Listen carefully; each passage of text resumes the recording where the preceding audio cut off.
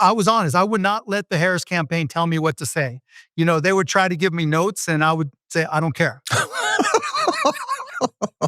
That's what they always want from a surrogate. Yeah.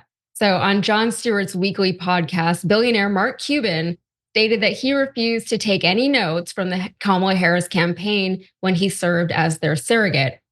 But here's where the interview got really interesting. Cuban explained that he expected Kamala Harris's campaign to be upset when he went against a position that Harris supposedly supported. But he was surprised to learn that when no one was watching or listening, despite its public opinion, the Harris campaign was completely on board with Mark Cuban's position. Let's watch. Were you able to have any influence on policy at all? I know there was some discrepancy between unrealized gains, and that was something you thought was a kind of a non-starter. Did you have some influence on policy there? I think I did. I mean, I talked a lot about unrealized gains. And, when I went out there and said, for the first time, it was ridiculous. And I went back and spoke to them and said, I'm not hearing you guys challenge me at all. And they're like, well, you're saying things that we'd like to say, but we can't say. So I kept on going with it. So I took that as tacit approval. Okay, so if you're unfamiliar with the concept of unrealized gains, unrealized capital gains are increases in the value of an asset that has not yet been sold, like a company, stock, or property. Currently, unrealized gains are not taxed. The Biden administration proposed a 25% income tax on certain people with over $100 million in assets that include unrealized capital gains. The proposed tax on unrealized gains would apply only to those who have 80% of their $100 million plus wealth in tradable assets, i.e. stocks. The Harris campaign said that she would support that tax, but according to Mark Cuban, that was all a big fat lie. There's more, and I want to get your thoughts, but first, let's look back at some other comments that Cuban made while he was on the campaign trail. Specifically, according to Semaphore, Mark Cuban said this of Lena Khan: "If it were me, I wouldn't keep Khan on next year." Bernie said that credit card companies should cap their interest rates at 15%. Donald Trump, being the socialist that he is, had to beat Bernie. So Donald Trump went out and recommended that interest rate caps be set to 10%.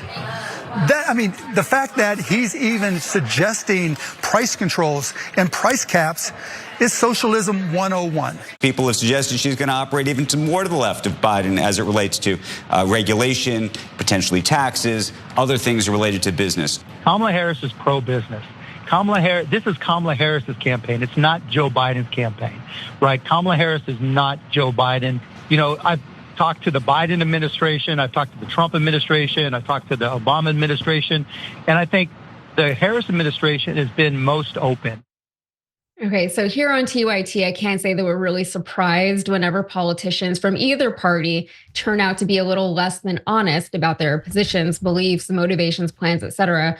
As I said, we've got more from Mark Cuban and his thoughts on money in politics. But Brian, let's start with you this time. This is huge, if true. And I want to know, how does this revelation make you feel as a Democratic voter? It's like picking off a scab.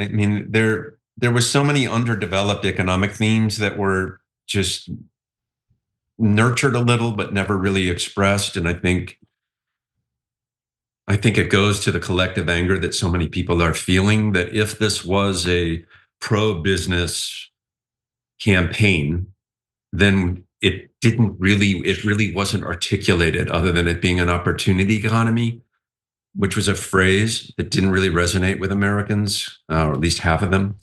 And then the other one being something about going after price gouging, which was hollow and it lacked specifics, and it didn't really, it wasn't a comprehensive plan. So I don't know. I don't really care what surrogates say. I really don't.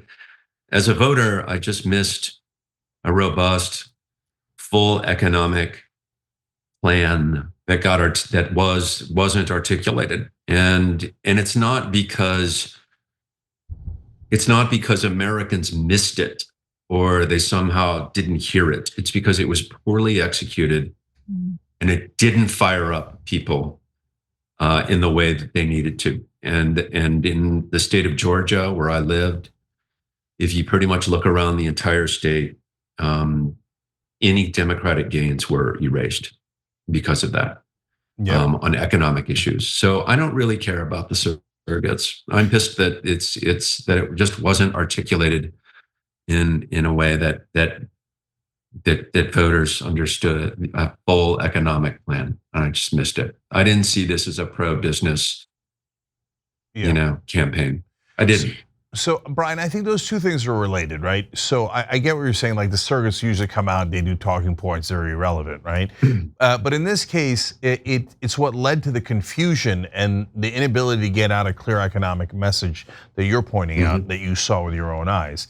Because in the beginning, she came out with a fairly populist message, the price gouging measure that she mentioned, and then corporate America flipped out, cable news flipped out about that. But real Americans liked it, and she rose in the polls, and she talked about keeping the housing prices under control. Real Americans liked it. It was more populist.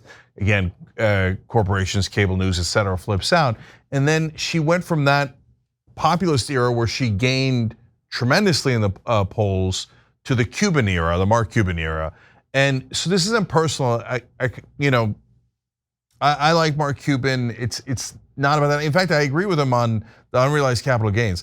But everything else was a political disaster, in my opinion. Because when Mark Cuban was out there making the points, what he was doing was he was saying, oh no, we're not gonna do the price gouging thing. Don't worry about it, she's not gonna do it. But that's what led to a rise in the polls. So that's not a great idea. And then they kept bragging about how we got 90 corporate CEOs that signed a letter saying Kamala Harris is gonna serve the corporate world so well. I'm like, no, the worst possible message you could put out. So when she put out the populist message, kicking ass. She puts out the corporate message, and she goes in the tank. And by the way, if you can, this is not Monday morning quarterback. You can go back and watch the videos that we did. We're giving her a lot of credit when she puts out the populist stuff, and then you see the polls going up, and then she starts taking her corporate turn. And we literally said on air here, her numbers are going to go down. This is a really bad idea. And so, unfortunately, that was the Mark Cuban era, and I'm not sure they got any of that message. And by the way, as always, it's bipartisan. So Cuban and the other donors on Kamala Harris's side were saying, oh, don't worry, we're gonna get rid of Lina Khan. What's the don't worry part? She was, again, meant to protect consumers. Like, who cares what 90 CEOs think when it comes to actual voting? It's a country of 330 million people. So that appealing to the donor class is not a great idea. Anyway, so what wound up happening, again, we told you guys, JD Vance says that he supports Lina Khan. She prevents monopolies, which, by the way, actually protects the free markets if you actually know capitalism. And that's why you would want someone strong like Lina Khan in. But I said I think JD Vance is a fake populist, and if Trump wins, they'll fire Lina Khan anyway. And guess what happened? They got rid of Lina Khan. Of course. Donald Trump put over a dozen Wall Street tycoons and billionaires in his cabinet and government. What kind of populism is this? Yeah, it's just the illusion of populism, and I'm surprised, honestly, that it works as well as it does, and it got him in the White House twice already.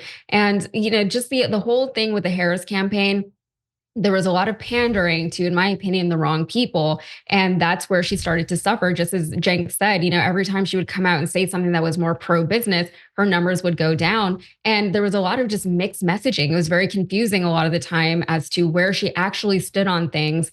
And now we're learning from this behind the scenes source, however reliable Mark Cuban is, that the reason why it was so muddled to the public is because it was muddled within the campaign itself. So Mark Cuban, he did have a lot of other things that he wanted to talk about while he was on the podcast. He also explained why he is such a big proponent of cryptocurrencies while he was on the campaign trail. Here's the clip.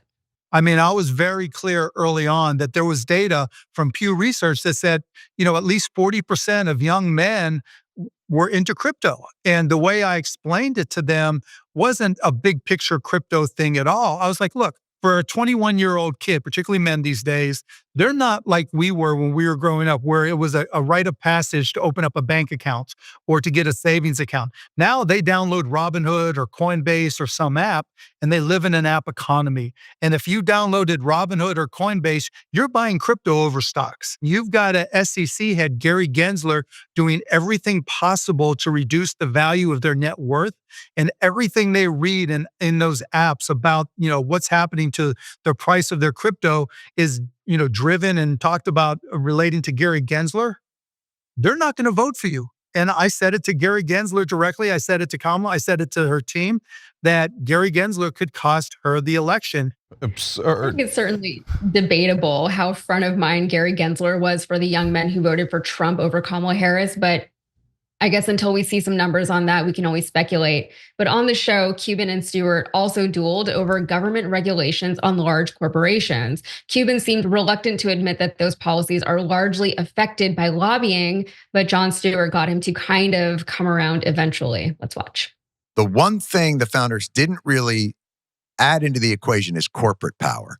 This idea that there has to be an entity that is large enough to, in some ways, be a counterweight to unfettered. The system we've chosen for progress and money is incredibly efficient at creating wealth, but it has a lot of collateral damage. Yeah. So here's the thing. Yes. The government can work okay if it's an efficient, transparent market. Mm-hmm. If it's not efficient and transparent, even though it's big and you would think it can negotiate well, it doesn't. But it doesn't, because the lobbyists and the money and the billionaires that are putting their money to lobby against the government. No, the government just isn't smart enough sometimes to make the obvious decision. The government has choices. They just don't choose to make the obvious and best choice. And you wouldn't say that big money influencing politicians is the largest driver of those bad decisions? No, it could be for sure. Yeah. Okay. Obviously, yeah. That's what it seems like. There's nobody with clean hands in any of this. All right. So a good chunk of this interview was these two guys discussing what sort of went wrong with the Harris campaign and why she lost to Trump. And that's all well and good. We can learn from our mistakes. But they also discussed the proliferation of AI, something that Cuban thinks is great, and overall the future of business as it pertains to politics. So question for you guys, is Mark Cuban the best guy to listen to on any of this? He's still a billionaire. He's still got plenty of business interests himself. And there's a reason why he chose to get involved politically at all, even if it was just as a campaign surrogate. Cenk, let's start with you this time. No, I think in this particular case, he did great damage, if I'm being honest. And so I love Jon Stewart. And so we got Brian Unger on the perfect show here. We're talking about states. He hosted How the States Got Their Shape. He was on the Daily Show with John. We'll get to that in a second. But so I love the way that Jon Stewart had a civil conversation, drew out what Mark Cuban wanted to say, and apparently had things to say that we didn't know before, and he got that information, but then challenged him appropriately and got him to admit some things. So I can't get enough of that, brother. Now to Mark's points about crypto and Gary Gensler. Here, yeah, I mean, come on. That's just this is talk about Monday. I don't mean to cut you off, Cenk, but like to even like. No one was sitting around. We better get those crypto guys, or she's going to lose. Like that was never part of the. That's not about the economic populism. And when I say pro-business message, I'm talking about a populist economic message that like rallied people in red states and in rural or independent voters. But you're right. I'm sorry, Gensler. Do you think America knows who that is? They don't. I think that the number of young men who voted based on Gary Gensler was -3. Thank you. I'm going with the Gensler. The Gensler lobby was just huge.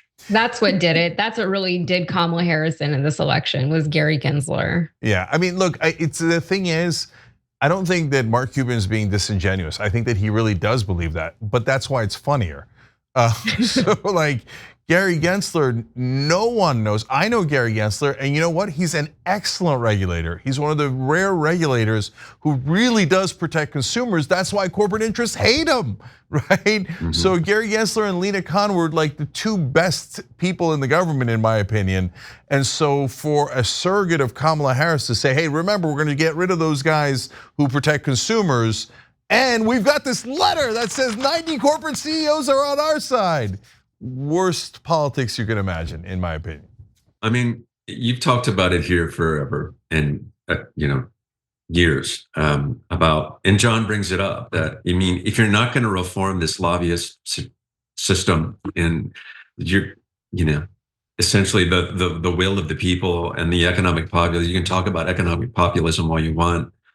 It will always be thwarted by lobbyists who are buying an agenda. And that's the point.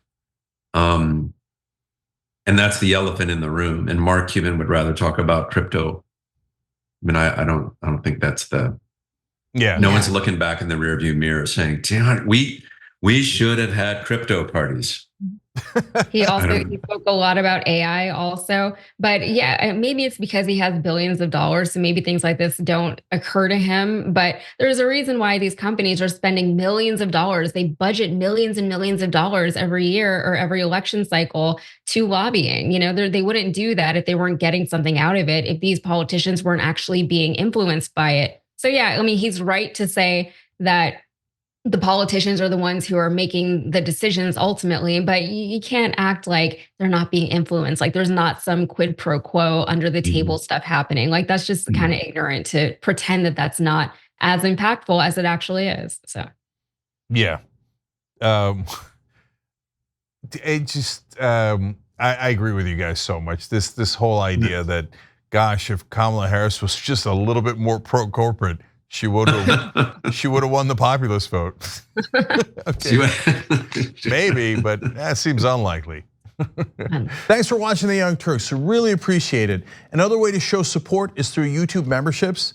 You'll get to interact with us more. There's live chat emojis, badges. You've got emojis of me, Anna, John, JR. So those are super fun. But you also get playback of our exclusive member-only shows and specials right after they air. So all of that, all you gotta do is click that join button right underneath the video. Thank you.